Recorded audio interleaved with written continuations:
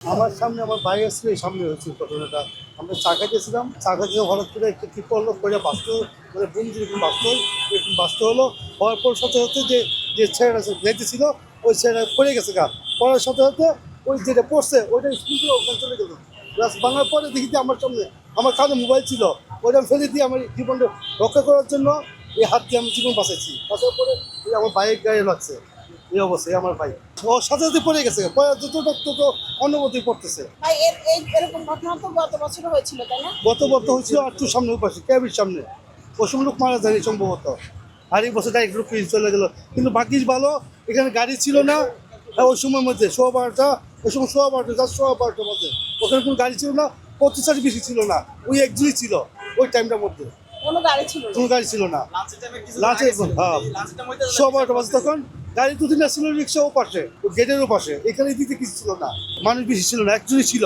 আর আমরা তিনজন ছিলাম এদিকে। আপনি ব্রিজ করছে 2 বছর বা 2.5 বছর হয়েছে, এখনো যদি এই অবস্থা যদি দীর্ঘদিন যেতে থাকে, এই ব্রিজ কতদিন কিভাবে টিকবে? মানুষ কি ওখানে যাইতে পারবে না যাইতে পারবে আল্লাহ পাকে জানে, আমরা আর কিছু বলতে পারবো না ভাইয়া। আমরা তো ছোট মানুষ, কি বলবো আমরা?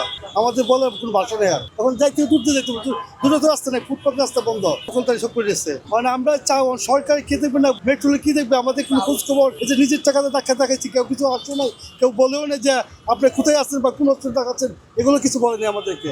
এখন তো কোনো খবর এনে নেই। সেটা আসছে 5 লাখ টাকা নিয়ে আসে দিচ্ছে, আর জায়গা যার একটু চাকরি দিবে নাকি কাউকে চাকরি দিবে, চাকরি দিবে, আমাদের বিষয়ে কিছু বলেনি এখনো, মনে বলে নেই, শুনিও নেই।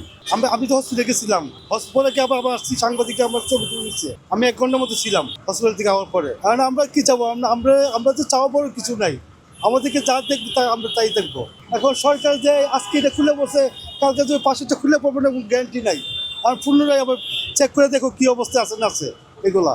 কালকে একজন আমার বাইরের সাথে একজনের সাথে হয়তো আপনার সাথে হতে পারে এই অবস্থা। আমি ক্ষতি হচ্ছে, আমি মারা গেলে আমার সংসার কানা, আমার সংসারে আমি আছি, আমার কেউ দেখবে না। হয়তো আমাকে 2 লাখ 5 লাখ টাকা দিবে, আর বেশি কিছু দিবে না, কিন্তু আমি দুনিয়াতে শেষ। হয়তো আজকে মরতে পারতাম আমি কিন্তু 10 মিনিট আগে বাড়ির থেকে আসছি, গ্রামের বাড়ির থেকে 10 মিনিট আগে বাড়ির থেকে আসছি, আসি আমার বাড়ির দোকান চা খাইতে আসছি, আসে কি অবস্থা। ঘটনা যে বললাম যে উপর থেকে পড়লো, দেখলাম শব্দ হইলো বুমের মতন ওই লোকটা পড়ে গেল গা।